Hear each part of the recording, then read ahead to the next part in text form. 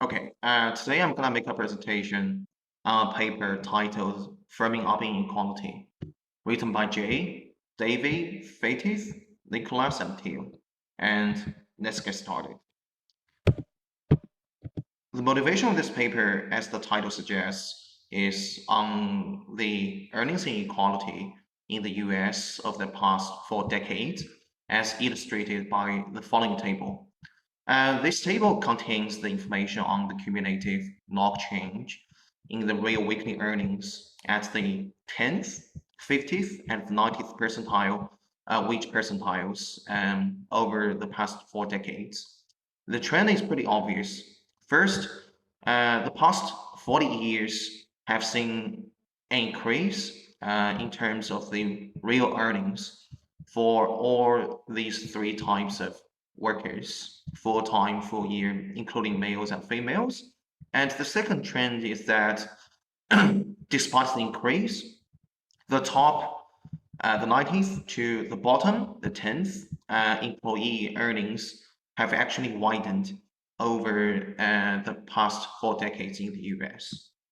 And for the topic of earnings inequality, with regards to the previous literature, the first strand of literature focuses on the determinants of the earnings inequality. Some papers find evidence suggesting that some firms pay workers with similar skills more than others. But the gap in this literature is that we still have no idea to what extent the differences in firm pay premiums have widened, and to what extent this widening can account for or explain the rise in earnings inequality. There's one recent paper written by David Card, etc., that finds some evidence suggesting that in Germany, the high wage workers are more likely to work in high wage firms and with each other. And the goal of this paper is to study the contribution of the firms as well as the role of worker composition in the rise in earnings inequality in the US. And as for the data, we basically employ the master earnings file data. So this is actually a confidential database maintained by the US Social Security Administration. And it involves earnings records for each individual with the US Social Security number. It also contains some info on the annual labor earnings information dating back to 1978. And one of the key reasons for this gap, as I mentioned, is that for the previous researchers, they lack the relevant data set to explore this channel. And our paper, given the benefit of this data set, we can analyze, we can fill out that gap. And another aspect is the EIN, which stands for Employer Identification Number. So basically, the firms will file tax returns with the IRS given this number. And in this paper, we use the EIN as the boundary of a firm. And as for the sample collection, we restrict our sample to the individuals who are aged 20 to 60 and are also employed. And secondly, we focus on firms with over 20 employees so that the within firm variations can be meaningful and significant. And also we exclude firms in the government or the education sectors. And our sample period spans from 1981 to 2013. And here comes the decomposition part. So this YIJT refers to the log earnings of worker I employed by firm J in period T. And we decompose this part into two parts. The first part refers to the firm average earnings for firm J. And the second part is just by construction, the difference. And through some simple algebra, we can decompose the variance of the log earnings into those two parts, where the first part refers to the between firm dispersion, and the latter part refers to the within firm dispersion. And here comes the result, where the vertical axis refers to the variance of the log earnings.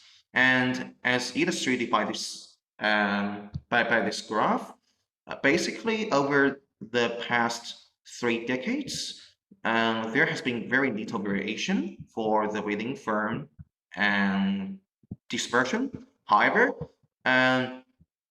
there has been a huge increase in the between firm variation, and basically the between firm variance, so this part, the within firm dispersion accounts for the majority of the total variance. And the results held for the mega firms. And then, and also, these results are also held in some robustness checks.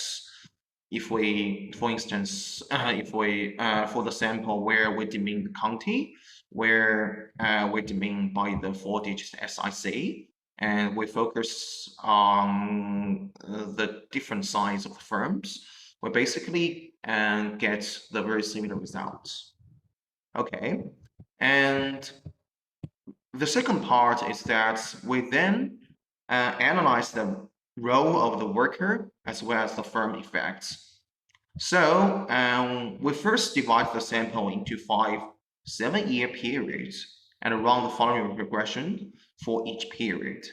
So where this theta I refers to the worker fixed effect, this xti refers to a polynomial in age as well as year fixed effects. This this part is the firm fixed effect, and by some algebra, we further decompose the variance into the following parts. So basically, 2 main components.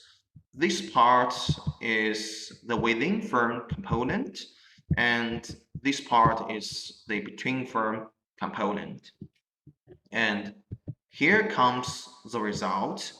And the first obvious result is that if we look at the between firm variance as well as the within firm variance, if we look at the last column, so well, as I said, we divide the sample into 5 periods, and here comes the 5 intervals, and the last column makes comparison between the interval 5 and the interval 1. And as we can see that for the between firm variance, it accounts for the 74% of the total variance, whereas the within firm variance accounts for only approximately 26% of the total variance. So the first conclusion we can get is that the between firm variance accounts for the majority of the total variance, as is consistent with the results we have observed before. And the second part is that in terms of the between firm variance, this part as I said, refers to the variance of the worker fixed effects, and this part refers to the covariance between the worker and firm fixed effects. So basically, these two parts account for the majority of the between firm variance. And lastly, to make our analysis complete, we also analyze the within firm variance, and the vertical axis of this graph refers to the log change of the within firm variance for the mega firm. This is very important. And the first fact we can observe is that actually over the past 3 decades, the real earnings for the median for the median paid employees in a mega firm has actually declined. And for the highest paid employees, their their variance have increased a lot. So which leads to the the fact that the top to median employee earnings gap have widened over the past years. And here comes the conclusion, which is basically threefolded. First, the rise in the dispersion between firms accounts for the majority of the increase in total earnings inequality. Second, increases in covariance between high earnings workers and high paying firms, as well as the variance of worker effects, explain the entire increase in between firm inequality. And third, the rise in within firm inequality in mega firms stems from a huge changes at both the bottom and the top of the within firm earnings distribution. And that concludes my presentation.